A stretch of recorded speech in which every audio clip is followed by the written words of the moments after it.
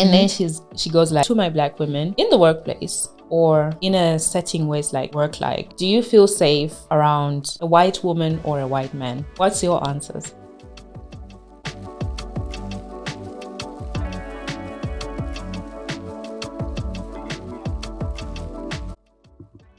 So I know we kind of talked about this in a previous episode, but it was just Mariam and I, and obviously I think I speak for you guys and Mariam and I when I say we want to also hear what Hadya thinks about the whole man versus bear analogy. Hadya, please tell us, and please be on my side.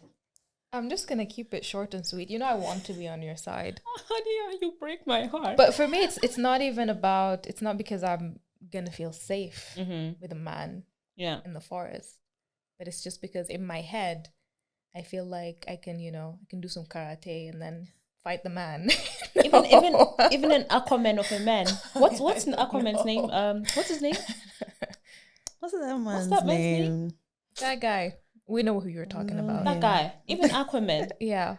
Damn. I don't know. I mean, in my head, Jason Momoa. Do some Kung Fu Panda type moves, and I can fight the man, but I don't know if I can fight the bear. So. Okay.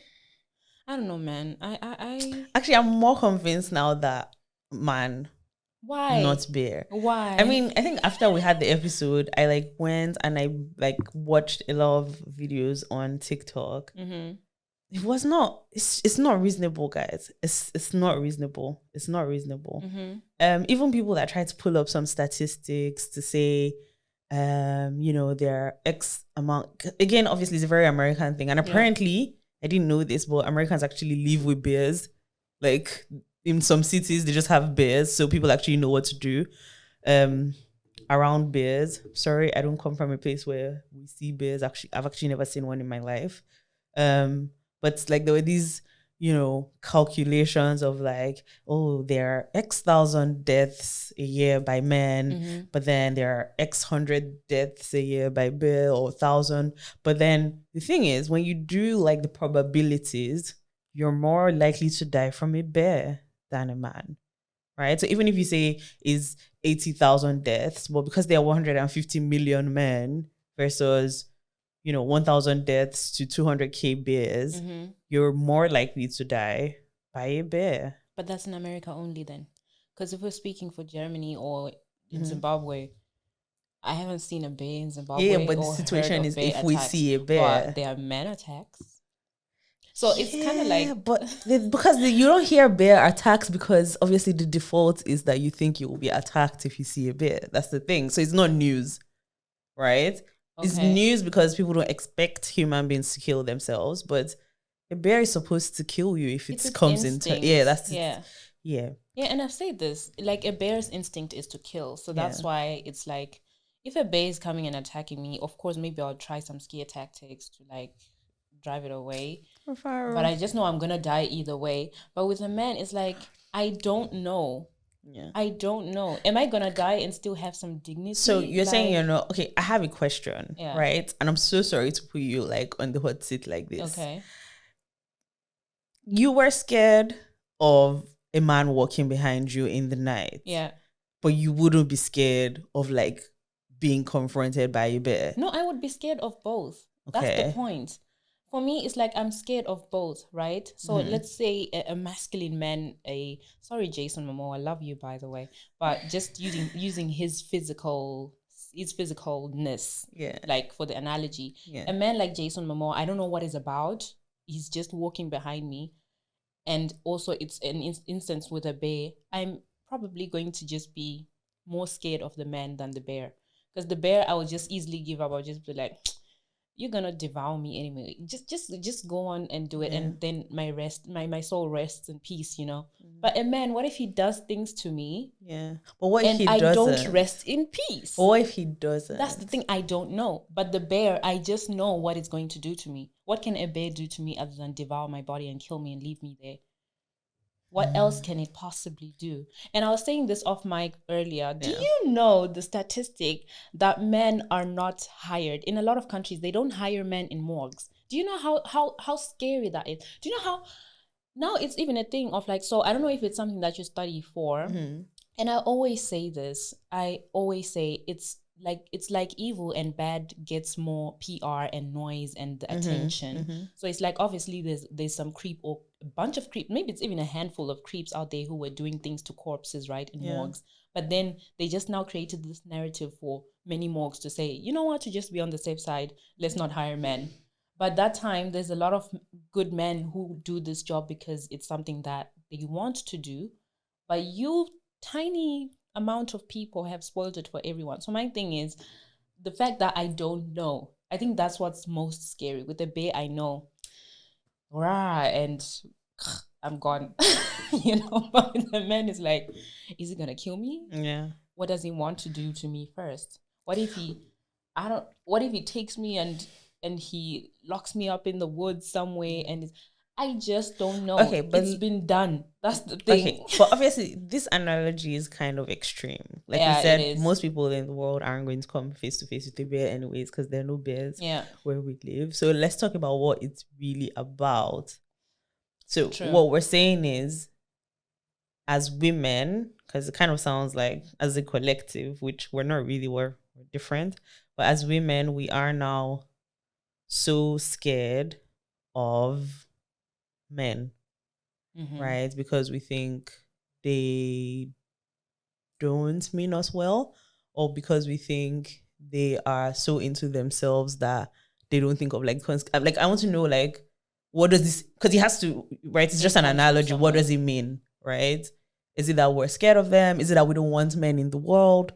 So it's just us. So what are we trying to say to men when we say this? I think we are just trying to say, hey, do some self-introspection, or even like within a group to say, what is it about this? And I say this with the episode we did with the Black Base podcast, to say, what is it? Just ask yourself, what is it that's making women say this? Why are women choosing this? Why are women talking like this? It's not like, and I hate how the narrative quickly goes to, oh, so you hate men. No. Okay, let me speak for myself. There are women out there who hate men, so let me not speak for everyone, but I speak for myself, and with chest when I say I do not hate men at all. I do not hate men. I just hate what they represent sometimes, and what they represent comes from literally a bunch of men, a small bunch of men. So it's the message to men would be to say, why is it that when a bunch of you do things to make women feel unsafe, it's almost like it's normalized? Because you as a good man, the question to you then, of course you can say, I've never raped a woman, I've never attacked a woman, I've never put hands on a woman, but what have you done to kind of say, hey, I actually am not for this? Have you used your voice? Have you physically protected someone you saw being, harassed? Have you done something proactively to say, I hear you, and I want to show you that we are not all like this, and I want to show you a different side that is to being a man? But I think some men do that. They do. We have to be fair. And I love that. There are men, there are good men in this world, Definitely. And I feel like when we say that, we don't feel safe around men because men do this and that, it can be a little bit unfair, because there are lots and lots of good men in the world. Because I think that's the thing, like you said, is it really a bigger percentage? Because when we say it's a very small, if we're all picking bear, it really does sound like it's a bigger percentage. But if it's a very small percentage, it means you're more likely to be in that situation and nothing bad happens. But it's not true though. That's the sad part. But then that means we're saying there's a bigger percentage of men that are bad. Probably then. Probably. I'm not I'm sorry. I don't know the statistic. I'm sorry. I don't know statistics. So I'm not going to say things that I don't know about. But the fact that every woman I personally know has some story to tell about a man, be it, I don't know, be it being made to feel unsafe, or be it so it's just engraved in the system is what it is. So my thing is, for example, the fact that it's so normalized. Okay, a perfect example, maybe not so perfect, but when a woman is raped, it has been normalized for the longest time that the first thing that is asked is, what was she wearing? Or, oh, what was she doing there? And who's asking these questions, if we're being honest? It's probably other men. of course, other men who have never put their hands on a woman, who have never attacked a woman, sometimes who have never. it's women too, But it's sometimes also that. Too, so it's all these internalized things where you end up just thinking, okay, are you also capable of doing this then? So it's the not knowing that makes it sound even like it's a big percentage of men be doing bad things, but it's possible. It's still a small percentage, but like I say, I don't know statistics, man. Like all I know is one. Okay, but from a feelings thing, right? From a feelings perspective, do you feel that there are more? Again, I'm just using the word bad, right? Because I don't know what word to use. Or dangerous. There are more dangerous men, at least dangerous for women, out there than safe ones. Let's put it that way. That's a difficult one to answer also, because it could be one man and he does things to all three of us. Yeah, but that's still just one man. It's still one man, but he's affecting a lot of people. I'd like to think that there are more like good men in the world. Otherwise, we wouldn't have left our homes and gone out into the world, you know, if we felt unsafe. It's not to say that there aren't dangerous men out there that we should be, you know, careful about. Let's even bring it down to simple things. At your workplace, think of the most annoying person. Is it male or female? To you. It's actually a female. This sadly. is the thing. I know it's hard to say and it's hard to admit it, but that's the thing, right? Because I think there's also that part. Again, I'm only going to say this part now because I want to switch to, you know, the other side, right? Because there's still, like you said, there's still a lot of shit that goes on, right? But when I think about it, the most annoying person to me as well, or that treats me some type of way, is also female, right? And it's very difficult to admit it, but it's just what it is. And I think the thing is, you don't feel unsafe around her. So what are we talking? Are we talking about men in terms of them treating us badly, just in general, or are we talking about them being dangerous to us? Because I feel like those might be two separate things. Okay, true, fair enough. I think I'm just thinking of it in the sense of men are bad, right? big because wolf. I think I'm just thinking about it in the sense of like that, just that kind of, because that's kind of like that's why I said we should break it down to what it means, like what's this analogy actually, what message are we trying to pass across? Because like it's going to be sort of fair if their response is, well, women are bad too, because fair enough, because there are some bad women, but then does that make us bad as a collective? I think it goes back to statistics, even though we're not sure about these statistics. It's just how there are so many stories of the worst things or the worst crimes being committed by men. And I guess it goes back to patriarchy and just women being oppressed for the longest time. So I guess women have felt like they don't have power for the longest time, so that even when you want to go on a rampage of being a serial killer or something, you've just been made to feel like you don't have that much power, but the man has always had that power. You don't even have access to weapons and stuff. Exactly. So if they're going through because we also have to admit that some of these things that will be done by, in this case, men, it's just stemming from mental health issues. Let's look at school shootings in America. I haven't heard of a single school shooting in America having been committed by a woman. I wonder why that is. But if we're looking at the surface level of things, it just sounds like someone who is going through things in their head and they don't know how to express themselves. And again, I go back to the patriarchy, because the patriarchy says a man cannot show emotions, that's weakness. A man cannot talk about his problems, that's weakness. And you end up having a lot of things just piling up inside of you. How do you express yourself? It now goes in along with, I don't know, you have weapons just, handy, and you just do the most atrocious things. You kill a woman because she's right there in front of you. It's a lot of things that I feel like it could be avoided, but it's not. And I feel like women would also maybe want to commit all these crimes, but because we've been made to girl, this is a bad example. I don't know. Maybe they do. I think there are women out there who also want to be a Jeffrey Dahmer of a person, but because you've been made to feel weak your whole life, you just feel like, can I pull it off? Probably not. But a man has been made to feel safe. We're all angels. We don't have such thoughts. Of course, we're all angels, of course. But actually, I like the question you asked, like about who's the most annoying person in the workplace, because it brings me back. It brings me to my next question. Very interesting. It's this girl or woman. Her name on TikTok is the White Woman Whisperer. Go look her up. So she posted a video as a response to this man versus bear analogy. She was like, this specific video she posted was specifically for Black women and Black women only, is how she worded it. Is she Black or white? She's Black. Okay. And then she goes like, so to my Black women in the workplace or in a setting where it's like, I don't know, work like, or in any setting rather, do you feel safe around a white woman or a white man? What's your answers?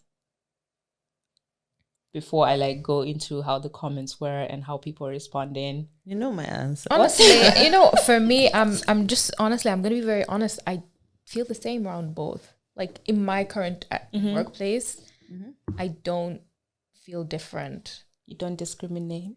No, it's like I don't. Maybe that's just me. Like I'm saying, like I don't have issues in the sense that I would feel kind of like annoyed by one more than the other. Okay. Mine is similar. I think is very like is the same feeling, because also I'm currently in a workplace that is, all right. But if I absolutely had to answer, I'll feel safer if I was in a room of white men.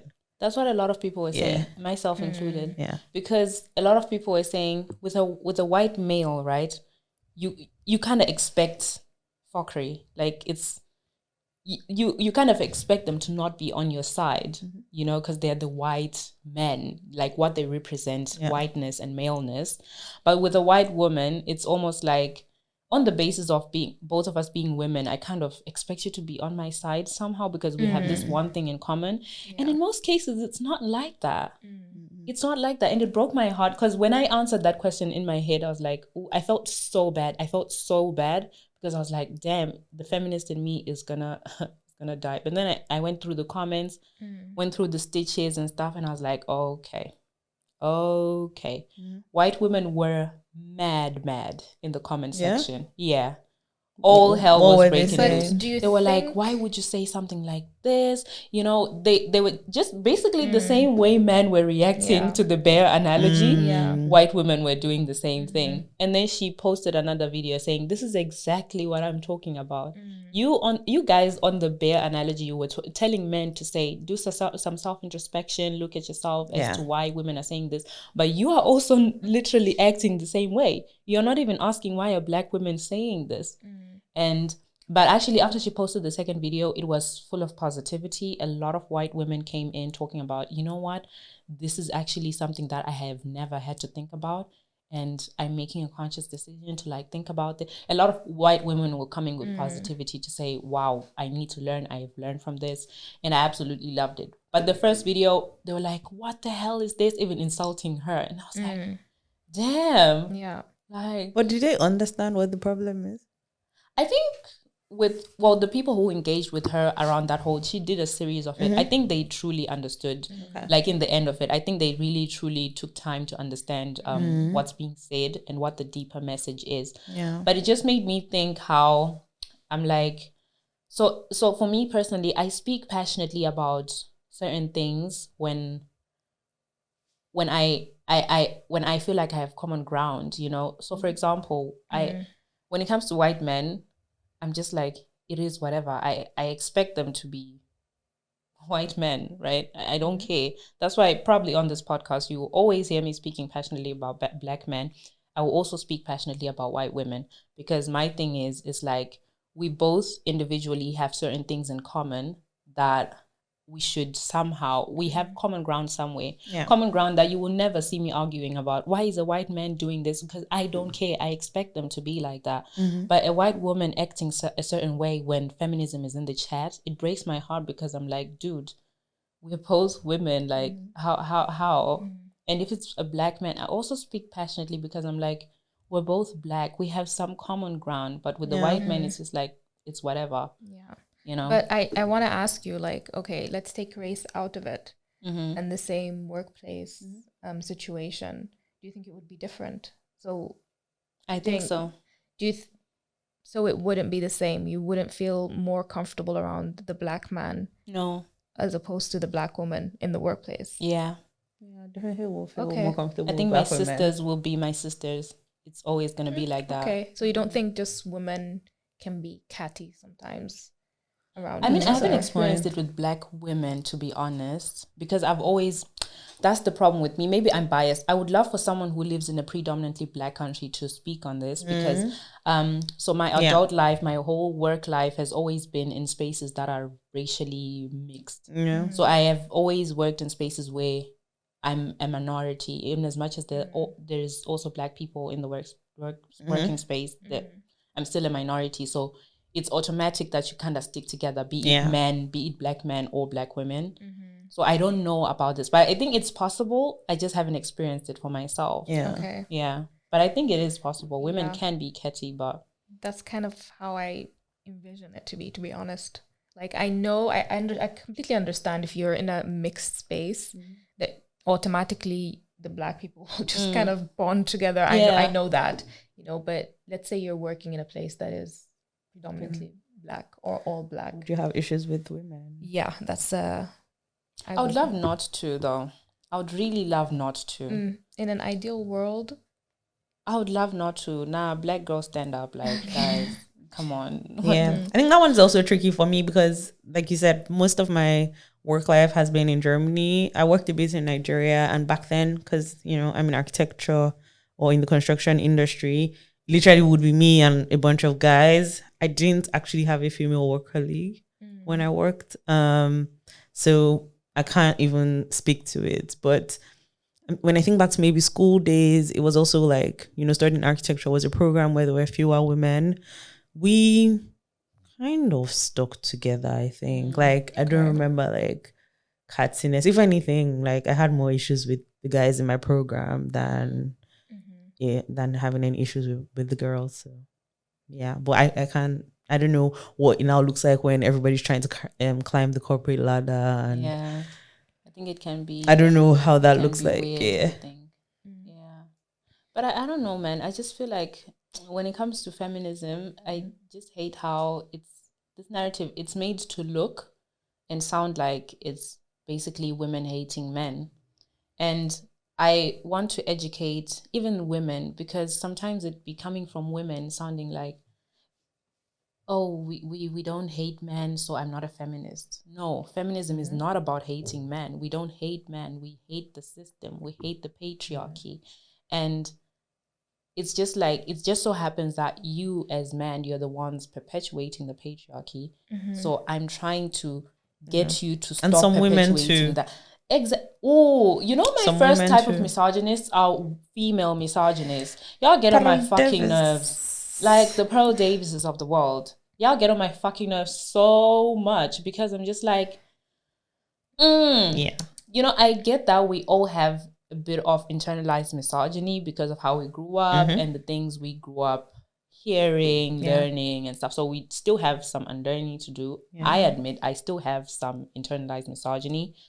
So of course I'm still unlearning, but some of y'all just wear it on your sleeve, like. So I have a question for you.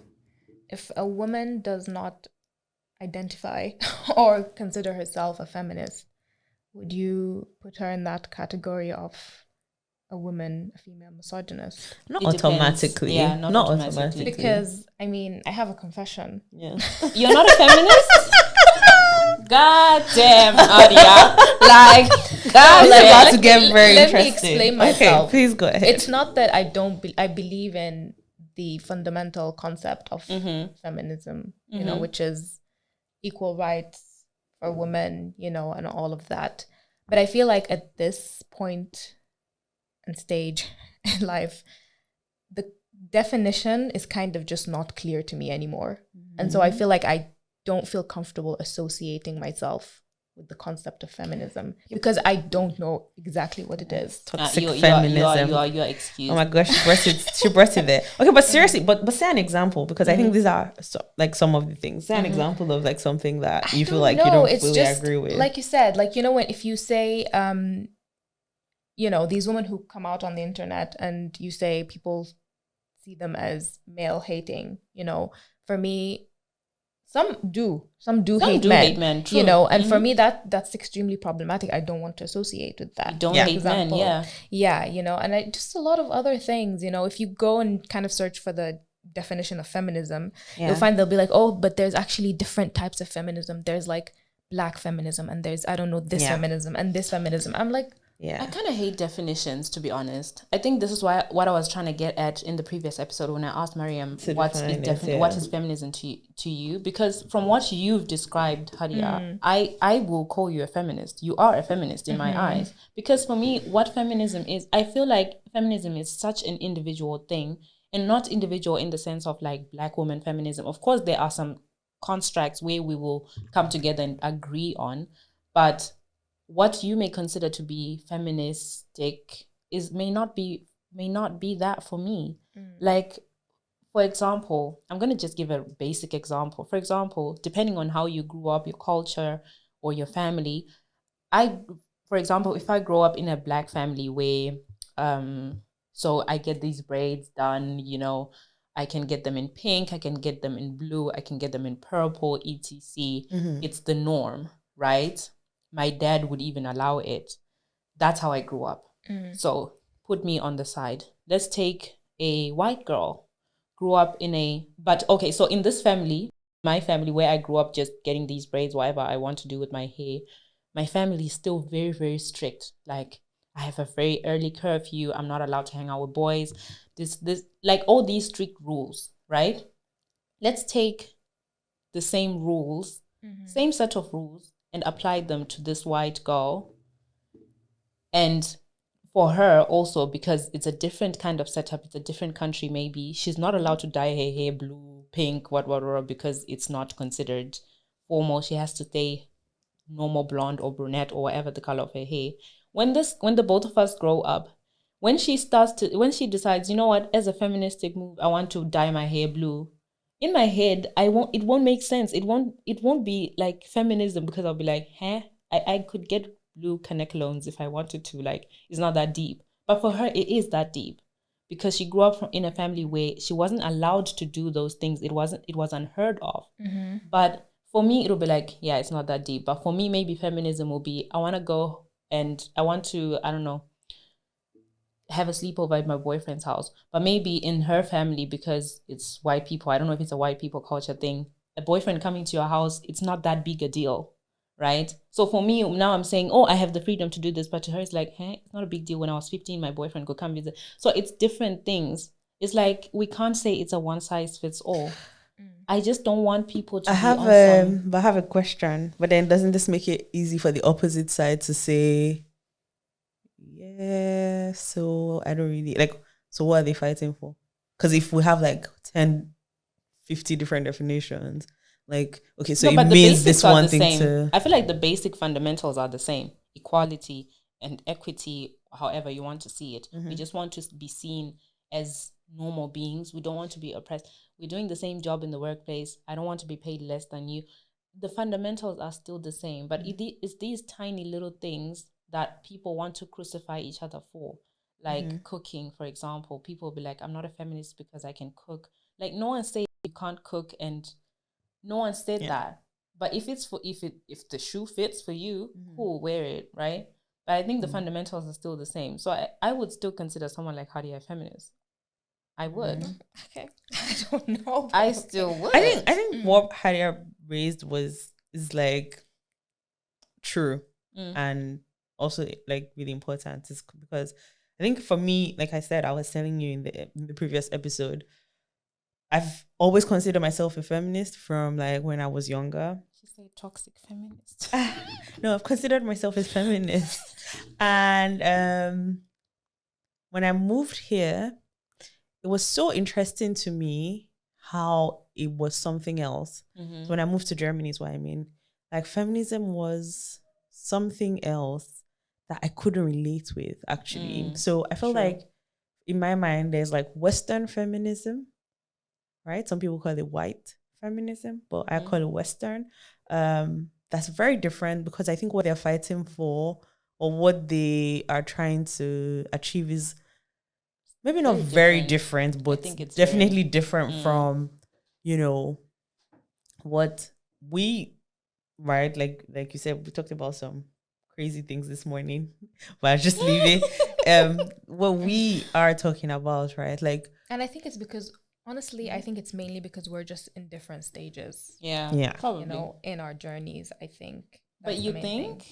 Let's talk about clothing, for example, because for like what you said, Western feminism could sometimes it looks like I want to wear my shorts. I want to, like back in the day, started with I want to be able to wear my shorts. I want to wear whatever I want. Like I have a friend who went to the Mercedes Museum, and she was telling me that there's a whole text on it, like a woman, she's now braless, topless, in a Mercedes, and they are kind of working that around feminism to say she can do that.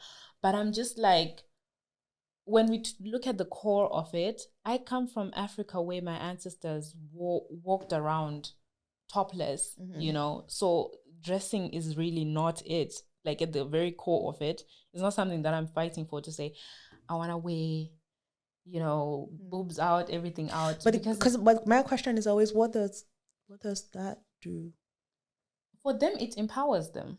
Yeah, but to what? Like, empowerment is not just a feeling in your head, but like, what's the end goal of the empowerment? To say I've done whatever I want and you don't get to have a say in it. But you see how that's damaging for people that actually like going through something where in some African countries till today, girls can't even go to secondary school. That's why I was saying it's very different. I mean? That's why I was saying for me it's very different, because I'm not fighting, if I'm being a feminist in Africa, I'm not fighting in Zimbabwe, I'm not fighting to wear shorts. That's the least of my problems. Yeah. How I present to the world, what I wear out there is the least of my problems. Yeah. We still have very major cases of gender-based violence. And not only that, but it being ignored by the authorities that be. Yeah. We still have a lot of other bigger problems than me just wanting to be skin out, bare out. Like, But I don't know, man. But I still feel like the core, or let me just say, the fundamentals of Western feminism are the same, and the fundamentals of Black feminism maybe are the same. Yeah, I think it's sad that it's different, because a lot of, so I feel like when I see like Western feminism or some like, let's say rallies or people being outspoken, it's things like that. Like, we want to, you know, be able to work without shirts, and that's fine because men can do that too. Whereas there's still, even in Germany today, a major pay gap between men and women. Like, that's a much bigger, like, wouldn't we want to also earn just as much as men? Like, why is the focus on that? I remember the first thing I ever heard, like, this was maybe in 2015, very early when I moved here, was women were fighting for the, you know, the sign, the image on the toilets. No, not toilets. Not that one. The light crossing. What? That they wanted the icon to be female, because like, why is it men? Was it a thing? Yeah, I heard this. That this was then that they were pushing for that to be changed. Like to have a skirt. I don't know exactly what how would it become. You know when you're like just like in sign all of a sudden? Yeah, you know when you're just give like it a skirt. Give it how do you? What about the they thems then? Girl, that's even another. That's even because you know when you start thinking. So what does that do? Like my girl child is now empowered because we stood at the traffic light and the thing was good.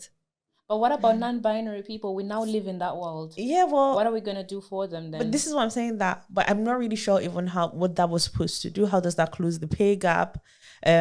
Which is a major issue in Germany today in 2024. How does that do that?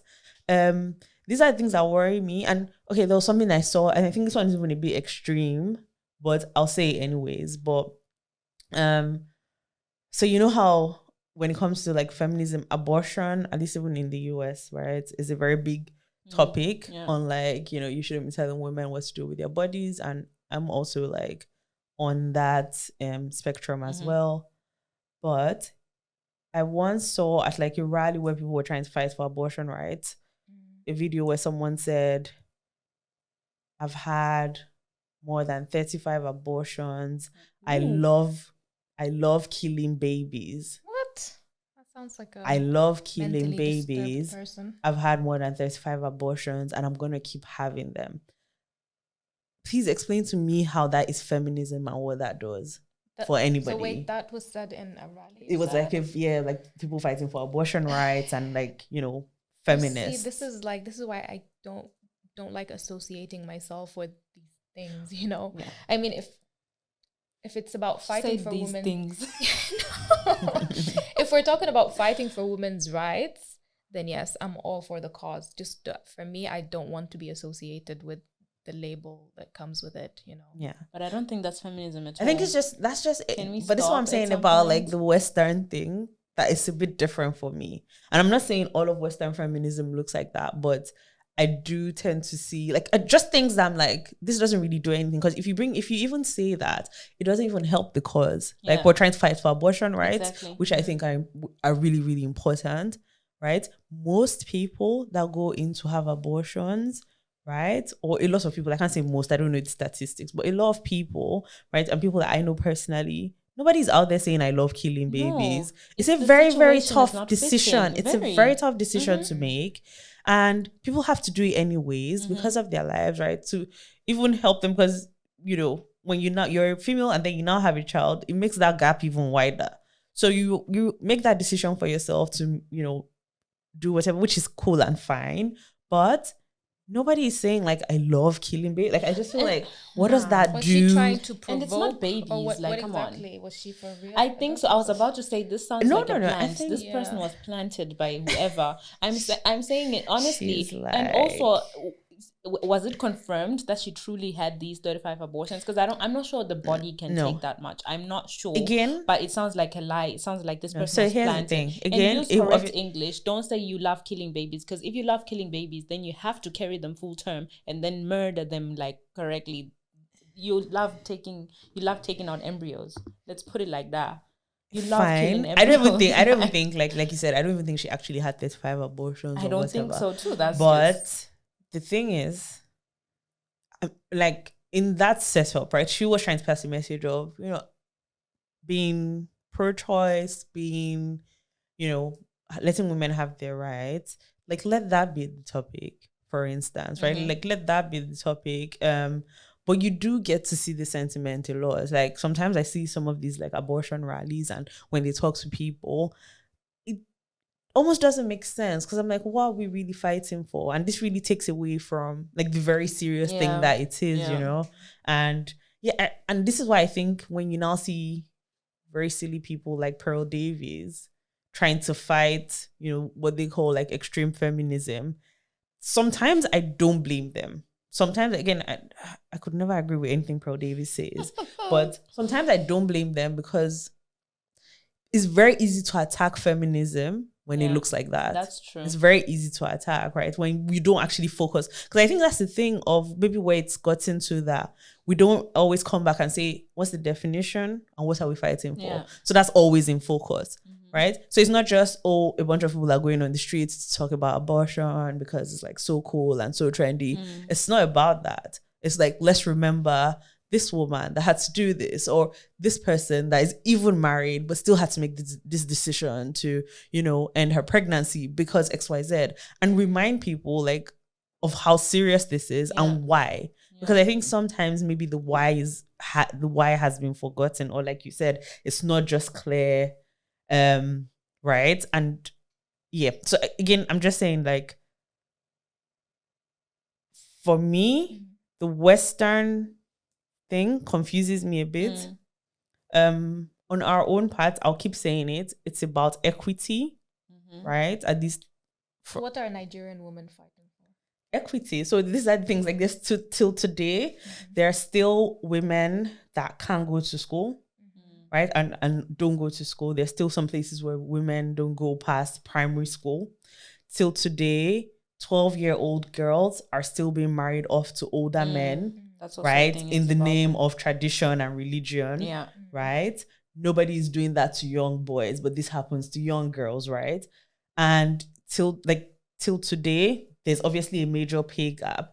Till today, women are not very well represented in like decision-making places. So when you look like our parliament, when you look at like the state house, senate, you don't see a lot of women there. Even when women get there, it's always, oh, she probably slept her way to this job, right? If you see a woman in this, it doesn't matter how many, what she's done. It doesn't matter that she went to school, she did all these degrees, she was top of her class all the time, had a stellar career, and now got to this very powerful position. It's always going to just be reduced to, she probably slept with this minister and things, right? Till today in 2024. And this is what the fight is about, right? Those things have to be more equal, because if you're in a room making a decision on what age should girls be allowed to marry or not, and it's just older men. Exactly. I'm just saying, it's not going to go in favor of the girls. No. Because they have no clue what it means to be a girl. Yeah. Right? They have no clue what it means to be a woman. Right? So these are like, for me, like the things that we're fighting for, to make those things more equitable. But what do you guys think about the men who go out on the internet and talk about how women are being brainwashed into believing that they need to follow these careers and, become independent? Because there's a lot of them on the internet saying women have been brainwashed and now they don't really prioritize becoming mothers and all of that, and they'll just end up becoming like Harrison Butker. The guy that gave the keynote speech, the one we talked about. Okay. I think there's a certain level of truth in it. You think? I say a certain level. Don't get me wrong. I'm not saying they're right, but there's a certain level of truth. Okay, I was gonna start by saying my favorite feminist of all, like feminists, is a male feminist. I love me a male feminist. I love me a male feminist because I feel like for a man in this patriarchal world to understand what we are saying, that's the best thing for me. And I'm not even saying like be a male feminist, also like be this loud person, but just be a male feminist in that you understand. In that when I'm saying some of these things, you actually say, this is true, or you understand what I'm trying to say, or you take your time to try and understand. I love me a male feminist. But some of these freaking politicians be out here acting like male feminists when they are not, to feed capitalism. Because some of these movements, they are just giving this illusion of, oh, you need to do this to be a feminist. So they are trying to make us want to fight for things that we shouldn't be fighting for, just to have more manpower, to have more people working, to have more people feeding into capitalism. And I get that. To a certain degree, it's true. But at the same time, I'm like, that's okay. If a woman is deciding to feed into capitalism, let her. Let us be. That will still always be the hill I die on. They are trying to trick us to a certain degree, true, because they need more manpower. So they're trying to trick us into wanting these nicer careers, trying to trick us into believing, oh, you know what, even though your muscle density is different to a man's, you can still do whatever the fuck you want. Like, no, I can't. Like, I don't want to kill myself. But because they need more manpower, they will make us believe that this is what we're fighting for. But I think, like what Mariam said, it's more of a Western thing than it is for us people who grew up in other parts of the world. Because for me, I think we're not there yet. I'm not trying to fight for a career in what's the hardest job, physically difficult job I can do. I don't know. I'm not even trying to work my way into becoming a boxer and stuff. There are women who want that for themselves. It's just not for me, because I'm just like, my body's not built for that. But if you want to do it, by all means. And please don't cry if they beat you. I think we'll get to that, but for me, I kind of like, I don't think she went there. I'm sorry. Yeah, but I mean, for us, I think. Do you think it's true though? To answer the question. No, because when I think of careers, I don't really think about women trying to become boxers. I kind of just think in general, you know, women working, and because, you know, I kind of grew up in an environment where women, the majority of them were just, you know, the traditional type. You know, you got married and you became a housewife, and for me, that is something that I am so glad is not my reality. Not the being a housewife, but just not having the option to be anything else. And for me, I'm all for women having careers, because I think being independent is the most important thing for a woman. You know, even if you do get married and have children, you should have your own, because it's important that you have some sort of control over your life. Yeah, and I agree. The idea of women, and for me, I just saw a lot of women being trapped in their traditional roles because they did not have, you know, the education or the means to kind of get them out of the bad situations they were in, you know. And so for when I hear people talking about, oh, women are being tricked into, or like you said, you know, brainwashed into wanting careers, I'm glad to be brainwashed to believe because in this, also actually. why I say it's kind of true, it's not everyone wants to work, and it's true, not everyone wants to work. Some people, I'm sure some women out there would be okay being a housewife, okay, just taking care of the kids while the man works. But I think the fundamental idea behind it is it should be a choice. It shouldn't be selbstverständlich. Like it shouldn't be what selbstverständlich. It shouldn't be independent.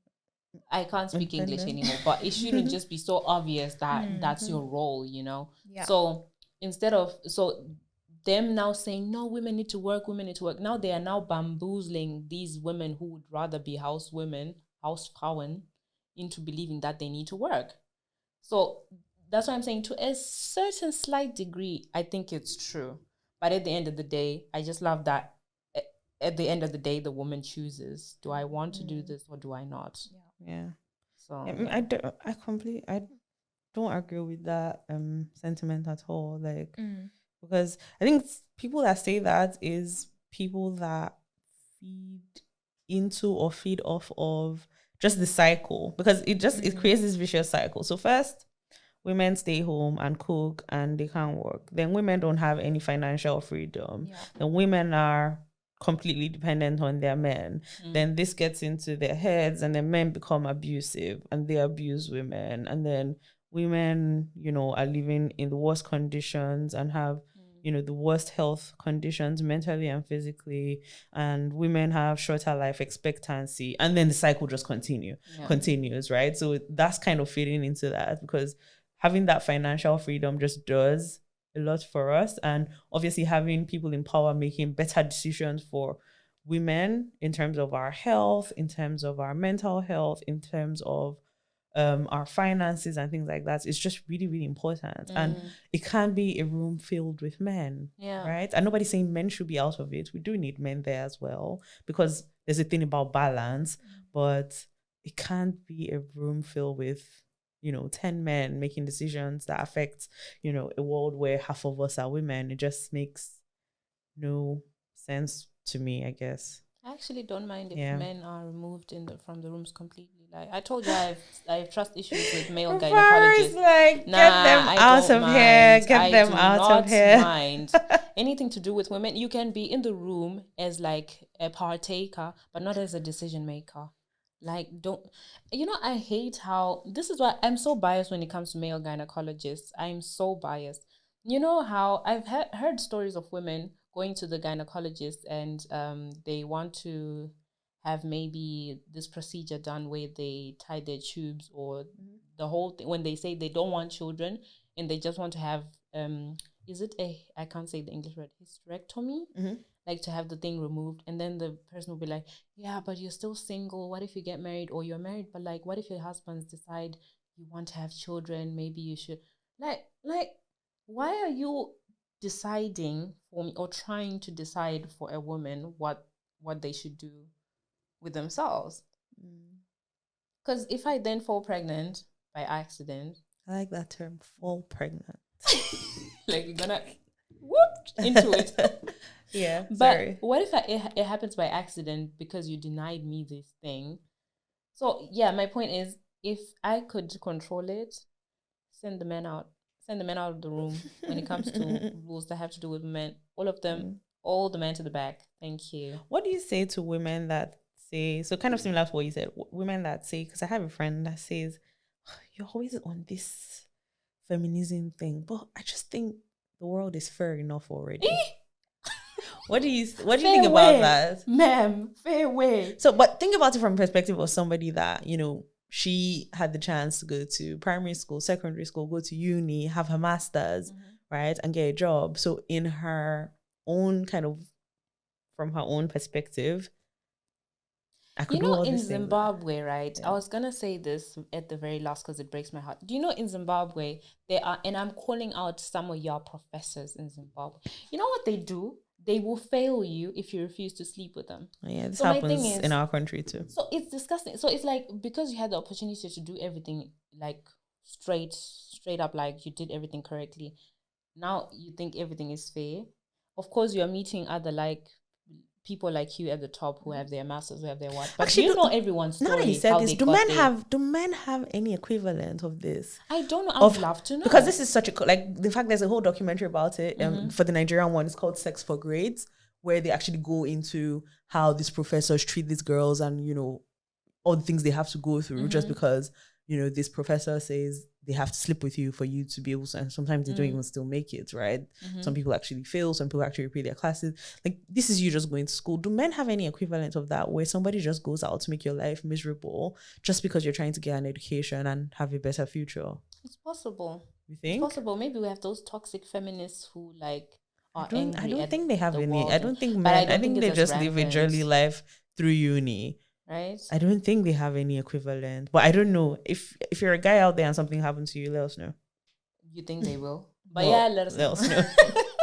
But I mean, like you said, this woman saying that the world is fair enough for all of us. Where, please? I would love to live in this world. Yeah, I don't know. Maybe you were privileged, so you need to acknowledge where you were privileged. Please acknowledge your privilege, and don't make it something that applies for everyone. Like, come on now.